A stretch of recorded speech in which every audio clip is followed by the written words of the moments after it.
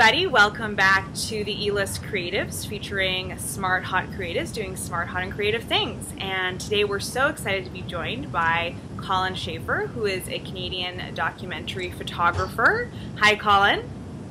Hi. How's it going? Hi. Good. Good.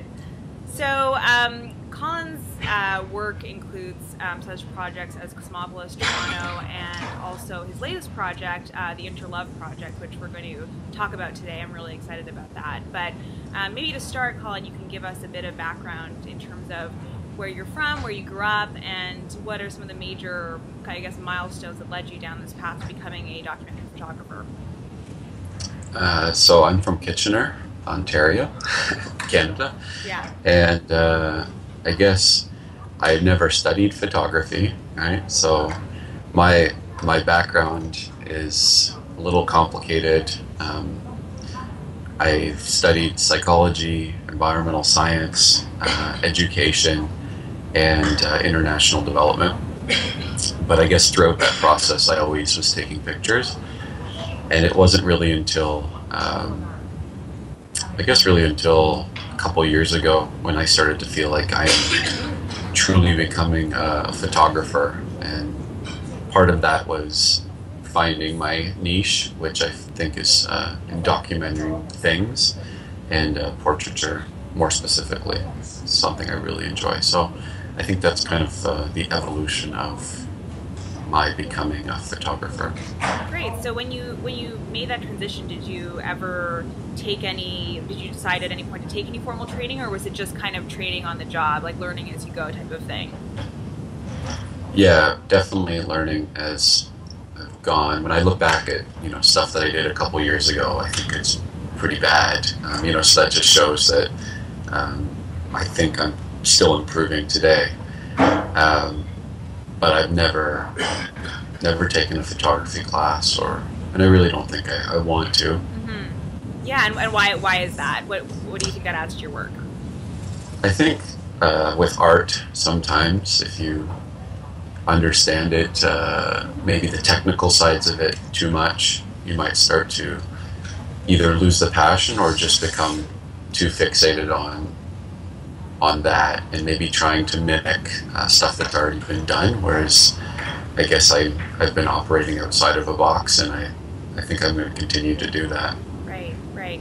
So you went and taught in Malaysia for a while, and one of the projects that I wanted to talk about that you worked on when you were there is the Everyone Has Hope project. Can you tell us a bit about that? So while I was in Malaysia, it actually kind of started with my little sister wanting to, she actually called me and said that she wanted to volunteer in Africa, and she was only 15 years old, and I said, well, you don't need to go there.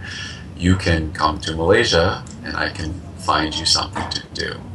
And so I searched for some opportunities for volunteers, and there was a refugee school for Burmese children.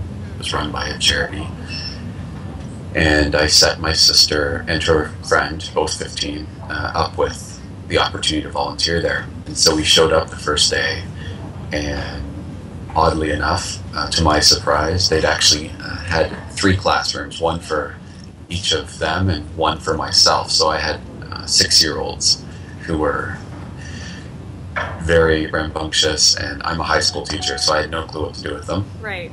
But I tried my best and spent the day there, and so that was my initial kind of connection with this school, was because my sister wanted to volunteer there.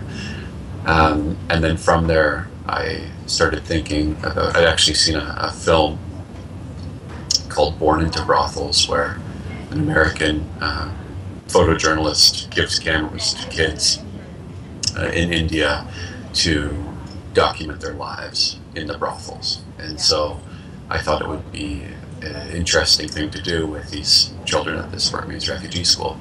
And so we fundraised, people from all over sent cameras, and my college students, who are about 18 years old, most of them from Malaysia, we started a project, and that project, which is called Everyone Has Hope, I talked about it at TEDx in Malaysia, and there was a documentary made about it. And it continues today. Even though I'm not there, there's still teachers that have taken it over, and a lot of students who continue to work with these kids. Obviously, the situation in Malaysia is really complicated for people who we would call refugees here, are just considered illegal immigrants there. Right. Okay. So it's a tough go. And one thing that they're lacking is like any sort of artistic outlet. So I think it's provided them. Yeah, absolutely. So maybe talk a bit more about that. What do you think that being able to document their lives and have this kind of photography experience, what do you think that brought to those children? I mean, it was quite apparent when we'd have exhibitions of their work, where I'd see Malaysian citizens coming in and just being absolutely flabbergasted that there's people from Myanmar living there. Like, it's almost like this just kind of unknown thing that there's about 100,000 Burmese refugees in Malaysia, and they kind of, you know, if there's not, like, art is a great way of kind of expressing or giving voice, and so I think attention has been brought to their situation, but also, like, it's not all you know, dreary and depressing. You can see that they're full of, you know, stuff that normal 14-year-olds, 13-year-olds, 12-year-olds, what they do, what they like, and and not only that, it's not just about photography. Like, we had a lot of, you know, art things, whether it's painting or drawing, music, and also I saw, even just last week, I saw that they were doing jiu-jitsu, so really random stuff. Yeah, it's just it's a great, like, there's definitely like a divide between the Malaysian population and the refugee population, and to see an opportunity for Malaysians to interact and Burmese refugees to interact on a safe space, and have fun together, it just kind of shows like commonality and humanity, I guess. Absolutely, yeah. And one of the things I love about the project too is that it really, I mean, you know, none of these young people presumably had, you know, formal art training, and yet they were able to, you know, do such amazing work just by the very nature of what the artistic process, the creative process was, which is an amazing thing. Yeah, I mean, you can definitely see like some of the students were more interested in photography per se than others, because I think some just wanted to be part of a group. But overall, like the photographs that they were taking, I mean, in many ways, some of them I couldn't take because it's very personal, right? It's their lives, it's their homes, that type of thing. And so it was pretty beautiful to be able to see through their eyes, as you say. Yeah, wonderful. That's great. So one of the things that I think was also a beautiful piece that came out of your time in Malaysia was the ebook that you did of your photography, Diantara. Am I pronouncing that correctly? Yeah. Okay, great. Yeah, no, and so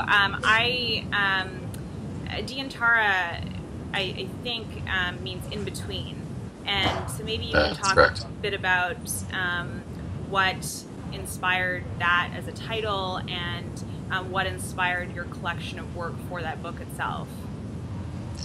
I mean, when I first went to Malaysia, I really didn't plan on, you know, living there for 4 years. I thought I'd just teach for a year and come back. But I really started to connect with the country.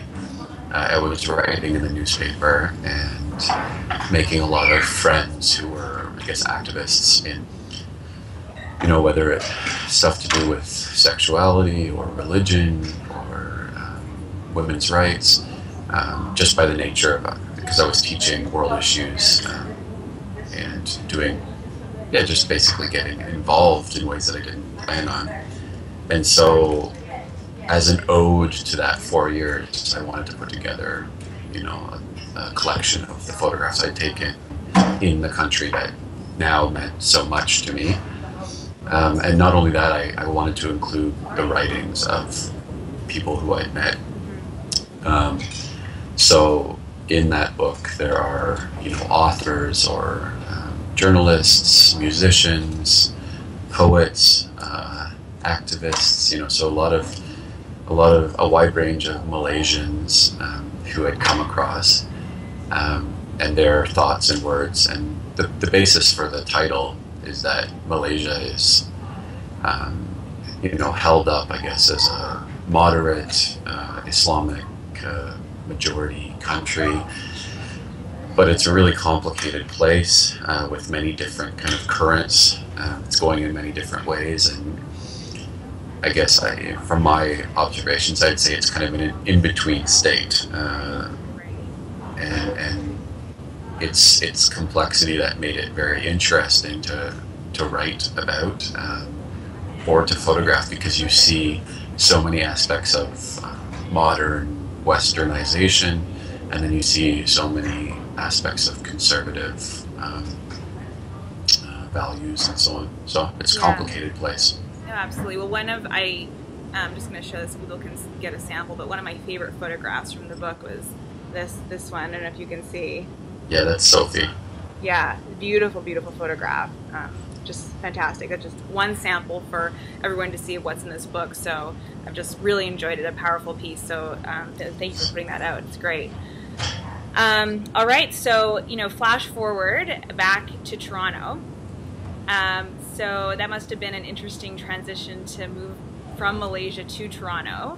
And one of the projects that you started when you moved back was Cosmopolis Toronto. So can you tell us a bit about that project? So basically, actually, between that time, I did a master's, right? So I was in the UK, and it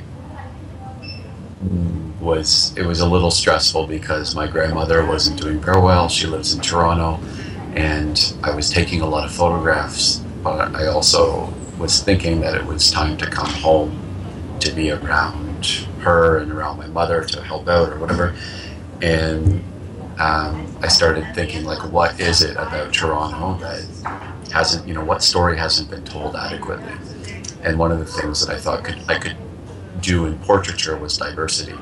And so I started devising a plan, and out of that basic plan was to photograph the whole world in one city.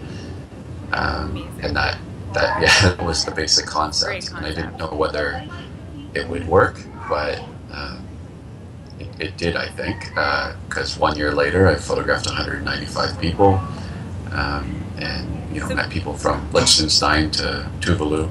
Right, so basically the concept was that you were going to photograph one person that was living in Toronto that came from every other country in the world. Right, that was the basic idea, and I thought Toronto would be the perfect, city to attempt that. And having just lived in London, spent, a little bit of time in New York, I thought Toronto, some people will say, like, it is the most diverse country or city in the world. And how can you say that without having some sort of interesting visual evidence? So yeah. So how did you find people? How did you get the word out? The basic, it was crowdfunded in the beginning, as you know, and luckily it was successfully crowdfunded, so that I felt that I could, put full-time effort into researching and photographing. And so at the very beginning, it was word of mouth, and then luckily it was covered by a few media sources, and that got the ball rolling. And then once it had started, I think when people were sharing the photos and I had a list of missing countries, that type of thing, I think that really helped. But one of the things I had to do was like basic Facebook stalking, typing in, born here, living here, and a lot of people that I messaged, of course, didn't respond because it just goes into their other box or whatever. But some people did, and so, hundreds of hours, thousands of hours probably of messaging organizations, people, and it paid off. Fantastic. So you actually had an exhibit showing these photographs as well in Toronto, right? Yeah, so I've had, at this point now, 4 exhibitions. Great. 3 of them quite large, one in Kitchener, and I mean, the general response was great. I'm still hoping to have some larger scale exhibitions of the photos. But obviously, like, as you know, with the crowdfunding goal, like the goal was $6,000. I ended up raising $8,000. Our first exhibition was like $5,000. Right. So Right. you can just see how that money just disappeared so fast. Of And course.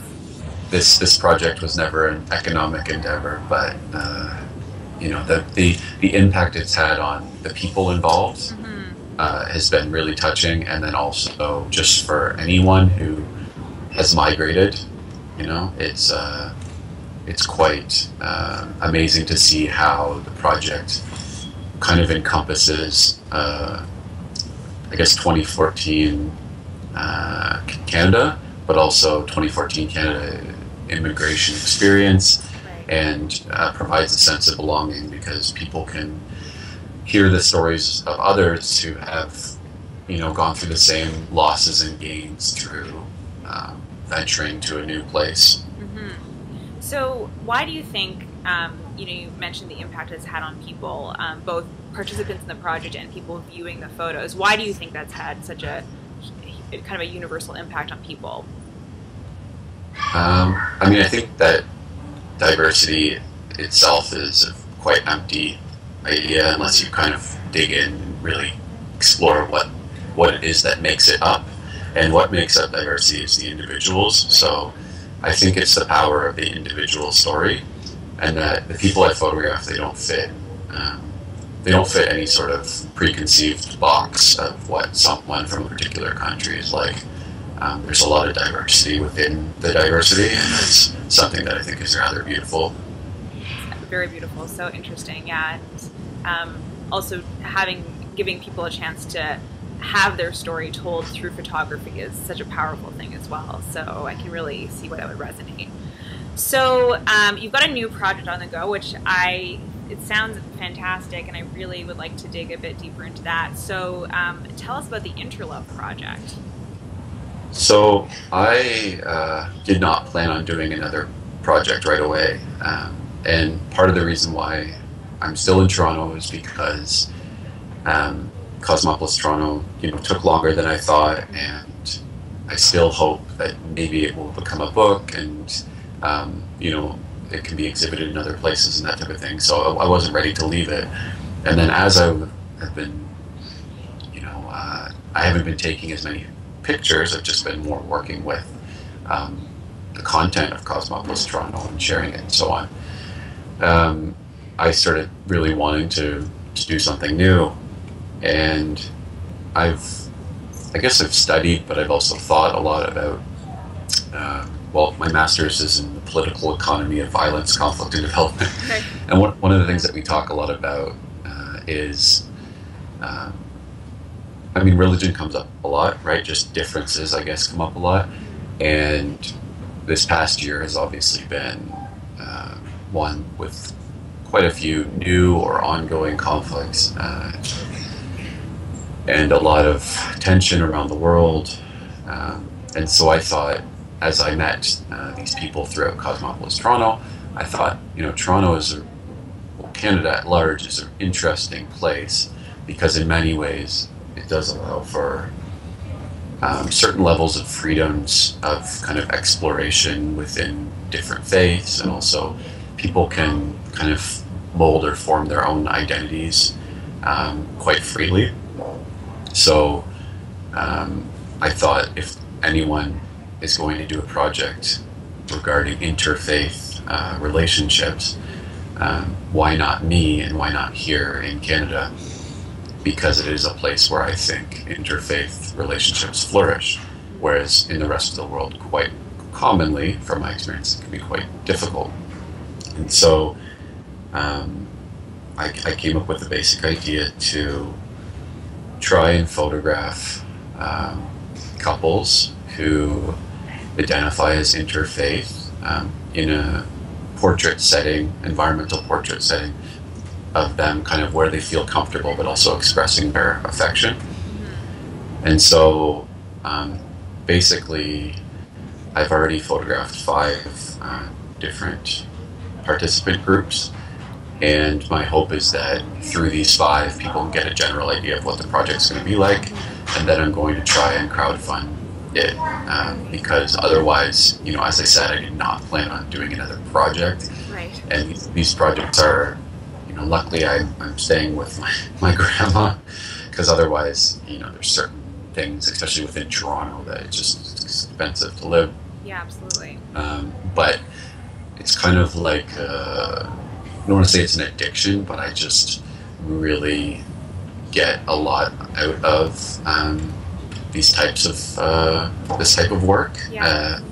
And so I want to continue to do this, and hopefully finish this next project by the end of the summer. Right. So in the next couple of weeks, I'll kick off the crowdfunding campaign, and then hopefully it will involve traveling across Canada to photograph interfaith couples, because it's not just a Toronto story, right? This is a Canada-wide story that I want to tell.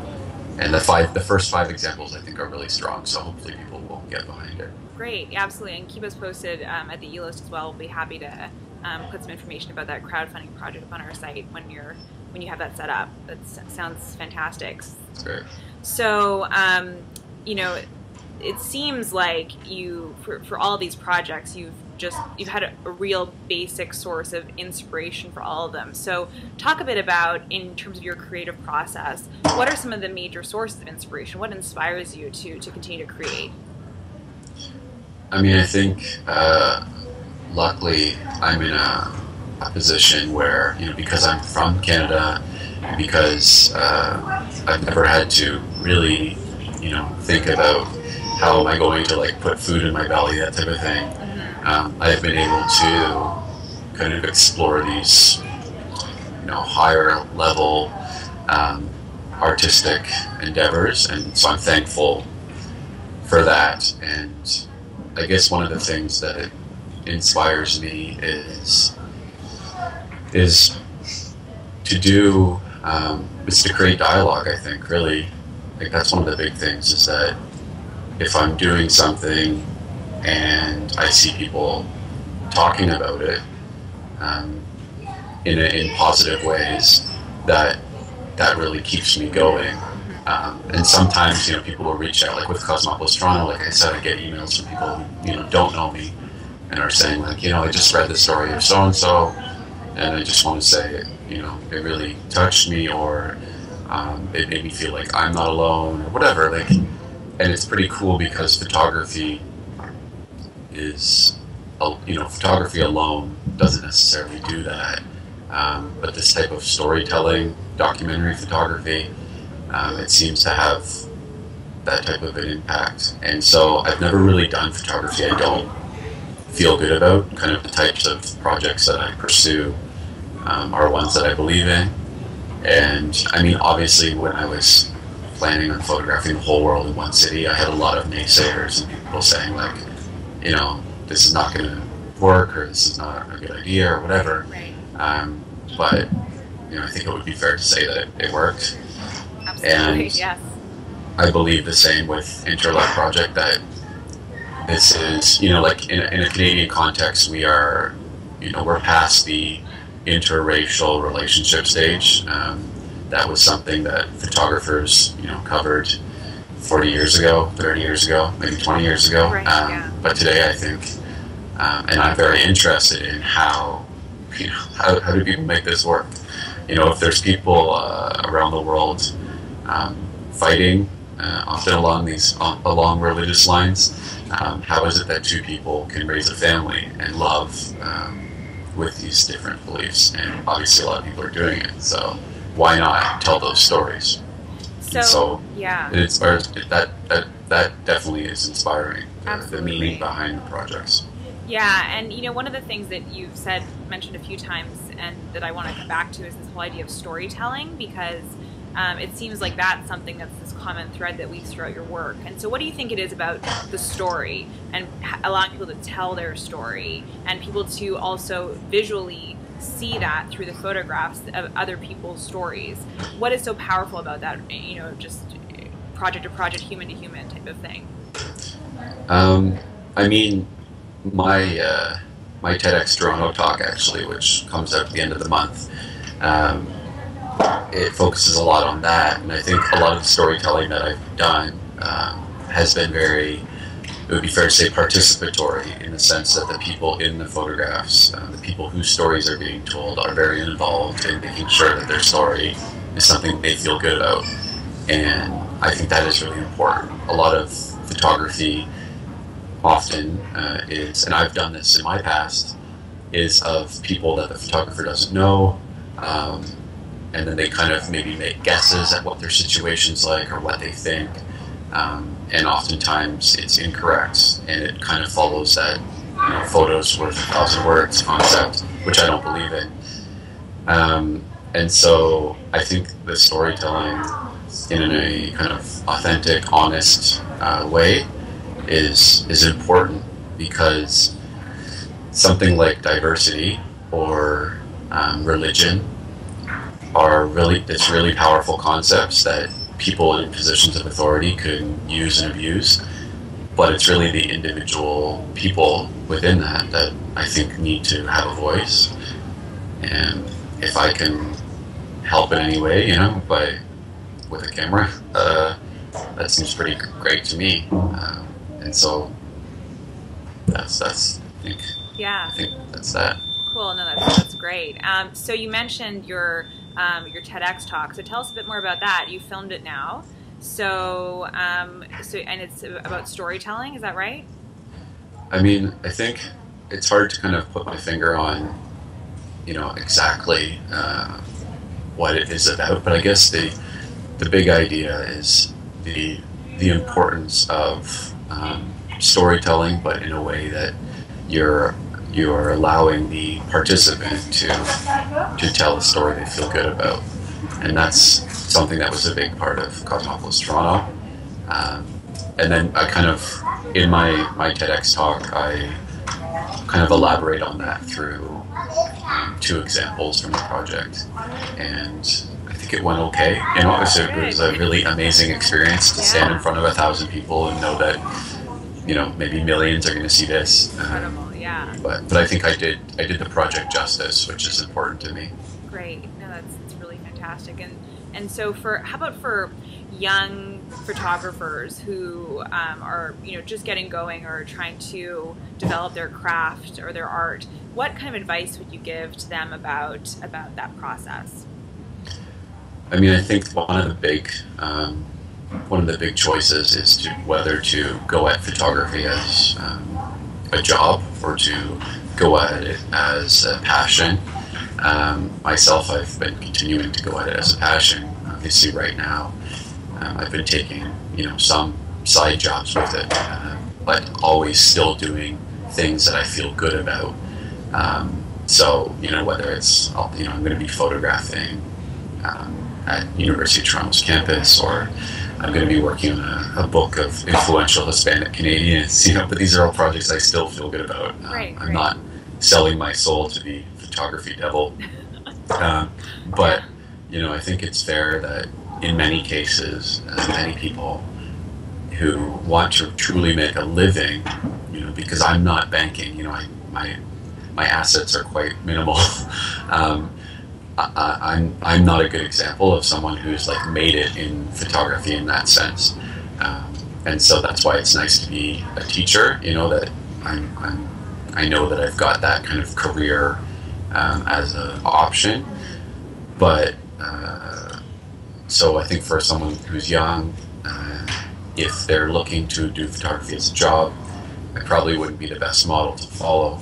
However, if someone has another job or is in a situation where they're willing to live, you know, a very minimal, simple life for a year, they could do something like I've done, really, that is take a topic that is of interest and really try to dive into it in whatever way you want. I think that's really what separates a picture taker from a photographer, is that a photographer kind of does something in a consistent and larger scale like that's where for me, like once I started doing series of photographs, I started to feel like, okay, I'm a photographer. Yeah. Whereas if I was just taking pictures on my travels, I think I was just a picture taker. Right. Right. Okay, that's great. So we know what's next for you. The Interlove project, which is, again, sounds amazing, and we can't wait to see where this goes. And so if people want more information about your work, your projects, see past projects, that kind of thing, where should they go? So I've got my own website, which is colinshafer.com. There's also cosmopolistoronto.com and interloveproject.com, and then all of those have Facebook pages, and I do tweet a little bit with them, but I'm also on Instagram. Great. So there's a lot of channels where Social people media, can I find. tell you. Yeah. Change I the face think of I think we everything. need to like streamline it just to one, but Yeah.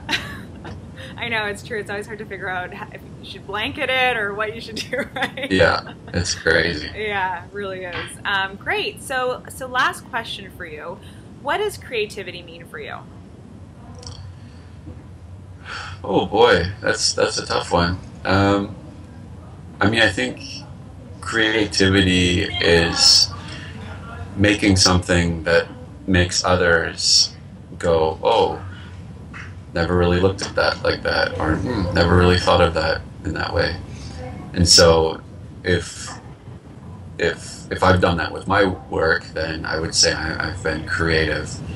And so I don't think of creativity in a really abstract sense. I don't think to be creative you need to, reinvent the wheel. But I think really good art makes people think about something in a new light, and that's creative. So that's kind of my version of creativity. I love it. That's perfect. Perfect way to end. So thanks so much, Colin, for taking the time to be with us today. And thank you, Thanks, everyone, for joining us as well. And look forward to seeing you next time on the next episode of Creatives. Bye.